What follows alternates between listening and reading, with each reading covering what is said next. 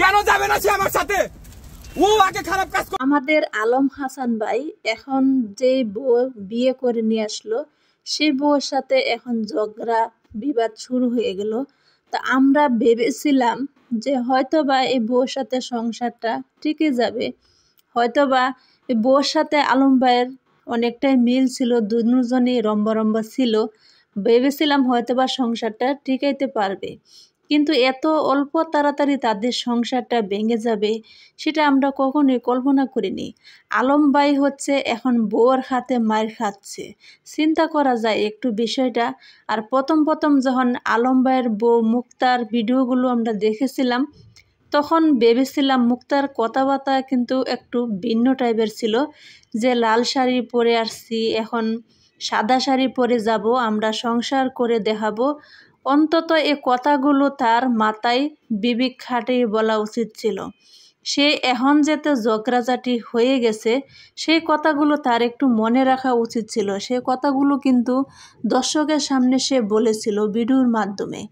এখন যখন তাদের সংসারে ঝামেলা হয়ে গেছে, এটা তারা গোপন রাখা উচিত ছিল। কিন্তু আলম ভাই কিন্তু সাক্ষাৎ দিতে আসেনি, মিডিয়ার সামনে আসেনি, কিন্তু বউ কিন্তু চলে আসছে সবার আগে। অনেক রকম ভিডিও কিন্তু আমরা দেখেছি, মুক্তা আগে কি করতো, তার ব্যাকগ্রাউন্ড কীরকম ছিল, সব কিছুই কিন্তু দেখেছি। তার সে কথাগুলো তাই সে মাথায় এনেও কিন্তু সংসারটা তার ভালোভাবে করা উচিত ছিল। কিন্তু এখন যে চেষ্টাটা আলম ভাই করছে তাকে রাখার জন্য, তার সাথে সংসার করার জন্য, কিন্তু এই চেষ্টাটা যদি শর্মিলার সাথে করতো তাহলে তার সংসারটা কিন্তু অনেক সুখের ছিল। কিন্তু আলম ভাই চেষ্টা করছে ঠিকই, কিন্তু ভুল পথে, সঠিক পথে তিনি চেষ্টা করতে পারেন নাই। শর্মিলাকে যখন ডিভোর্স দেওয়া হয় তখনও কিন্তু শর্মিলা অনেক কান্না করেছিল। আলম ভাইয়ের ভিডিও মাঝে মধ্যে ছাড়তো আর শর্মিলা কিন্তু অনেক কান্না করতো। তো একটা কথা কি, আল্লাহ মানুষকে ছাড় দেয়, কখনো ছেড়ে দেয় না। শর্মিলার চোখের পানির জবাব এখন আলম ভাইকে দিতে হবে। কারণ এখন যে চেষ্টাটা করতো, শর্মিলা কিন্তু ডিভোর্স দেওয়ার পরে কোনো আইন ব্যবস্থা নেয়নি, মুখ বুজে কিন্তু তার বাড়ি থেকে চলে গিয়েছিল, কিন্তু সে কোনো প্রতিবাদ করেনি, সে শুধু আল্লাহর কাছে বিচার দিয়েছিল। কিন্তু এই বউ মুক্তা একবার ডাইরেক্ট সাক্ষাৎ দিতে চলে আসলো মিডিয়ামের কাছে, আবার হচ্ছে থানায় চলে যায়। আলম ভাই জোর করেও কিন্তু তাকে বাড়িতে নিতে পারে নাই, সে কিন্তু তাকে মারে। আলম ভাই এখন কিন্তু বউর হাতের মায়েরও খাচ্ছে। জানি না এই মুক্তা আলম ভাইকে কোন পর্যন্ত নিয়ে যাবে আর কোথায় গিয়ে তাদের শেষ হবে।